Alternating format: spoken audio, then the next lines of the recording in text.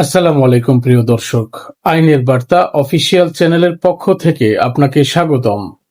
প্রিয় দর্শক, আজ আমরা এমন একটি অত্যন্ত গুরুত্বপূর্ণ বিষয় নিয়ে আলোচনা করব যা আমাদের অনেকের জীবন ও সম্পত্তির সাথে সরাসরি সম্পর্কযুক্ত। আপনারা জানেন যে পূর্বে পৈতৃক সম্পত্তি অথবা বিচার সম্পত্তি, যেটি পরিবার থেকে প্রজন্মের পর প্রজন্ম হস্তান্তরিত হতো, সেই সকল সম্পত্তি মালিকরা চাইলে ইচ্ছেমতো বিক্রি করতে পারতেন। অনেক ক্ষেত্রেই দেখা গিয়েছে যে একজন উত্তরাধিকারী তার নিজের অংশ বিক্রি করেছেন, আবার ক্রেতাও সেই জমি ক্রয় করে ব্যবহার করছেন। কিন্তু বর্তমানে সরকারের পক্ষ থেকে কঠোর নির্দেশনা এসেছে যে যেখানে স্পষ্ট করে বলা হয়েছে পৈতৃক সম্পত্তি আর ক্রয় বিক্রয় করা যাবে না। এখন প্রশ্ন হচ্ছে, কেন এই নির্দেশনা দেয়া হয়েছে? এই নির্দেশনার ফলে কারা প্রভাবিত হবেন? এক্ষেত্রে আগে যারা জমি কিনেছেন তাদের অবস্থা কি হতে পারে? তো প্রিয় দর্শক, বাস্তব চিত্র হলো, পূর্বের অনেক উত্তরাধিকারী পৈতৃক সম্পত্তি বিক্রি করার সময় অন্য উত্তরাধিকারীদের অনুমতি নেয়নি।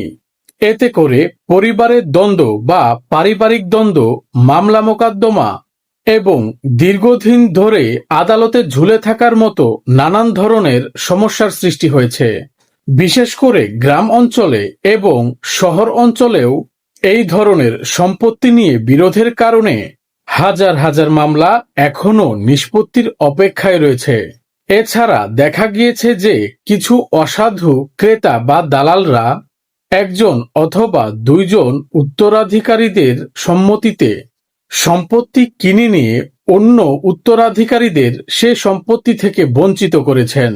এর ফলে প্রকৃত মালিকরা দীর্ঘ সময়ের নানান ধরনের ঝামেলা এবং ভোগান্তির শিকার হয়েছেন।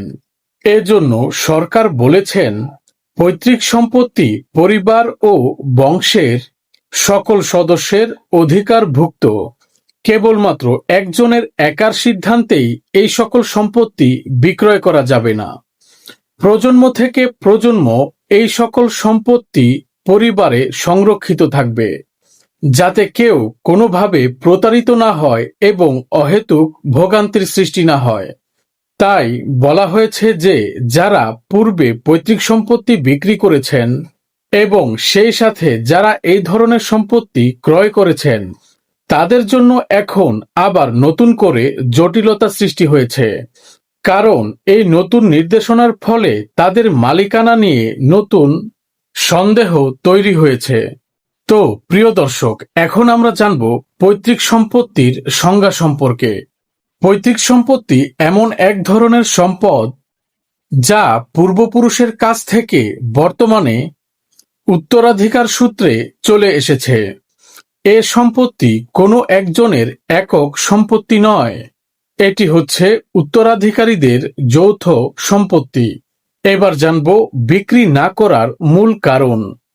আইনের দৃষ্টিতে পৈতৃক সম্পত্তি বিক্রি করতে হলে সকল উত্তরাধিকারীদের সম্মতি নেওয়া প্রয়োজন। অর্থাৎ বাবা মারা গেলে তার রেখে যাওয়া সম্পত্তি, জমি অথবা বাড়ি, তার ছেলে মেয়ে স্ত্রী সবাই উত্তরাধিকারী সূত্রে অংশীদার হয়। কিন্তু এখন নতুন বিধান অনুযায়ী কোনো একক উত্তরাধিকারী তার নিজের ইচ্ছামতো সম্পত্তি বিক্রি করতে পারবে না। যদি সকল উত্তরাধিকারী লিখিতভাবে সম্মতি না দেয়, তাহলে পৈতৃক সম্পত্তি বিক্রি করা সম্পূর্ণ অবৈধ। বাস্তব উদাহরণ থেকে কিছু জেনে নেই। ধরুন একজন ব্যক্তি তার বাবার রেখে যাওয়া সম্পত্তির অংশ থেকে নিজের নামে রেজিস্ট্রি করে নিতে চাইলেন এবং সেই সাথে তার অংশটুকু বিক্রি করতে চান। আগে হয়তো নানান উপায়ে বিক্রি করা যেত, কিন্তু এখন আর সেটি পারবেন না। এর মূল কারণ হচ্ছে ওই জমির মালিক তিনি শুধু একাই নন, তার ভাই বোন মা সবাই এই জমির মালিক। সুতরাং অন্যদের সম্মতি ছাড়া তিনি যদি জমি বিক্রি করেন, তাহলে সেটি বাতিল হয়ে যাবে এবং যিনি জমিটি ক্রয় করবেন তিনি পড়বেন আইনি জটিলতায়। তো প্রিয় দর্শক, যদি আপনার পৈতৃক সম্পত্তি উত্তরাধিকারী সূত্রে পেয়ে থাকেন তবে মনে রাখবেন, একক সিদ্ধান্তে এটি বিক্রয় সম্ভব নয়।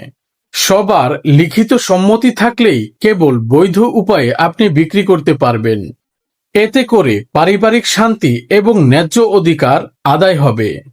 তো প্রিয় দর্শক, এটাই হচ্ছে মূল কারণ।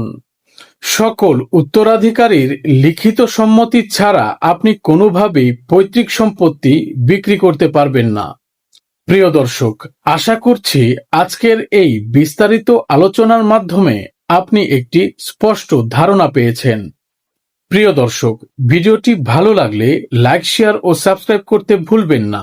সেই সাথে আপনি শেয়ার করতে পারেন আপনার বন্ধু বান্ধব এবং আত্মীয় স্বজনদের সাথে, যাতে তারা এই গুরুত্বপূর্ণ বিষয় সম্পর্কে অবগত হয়।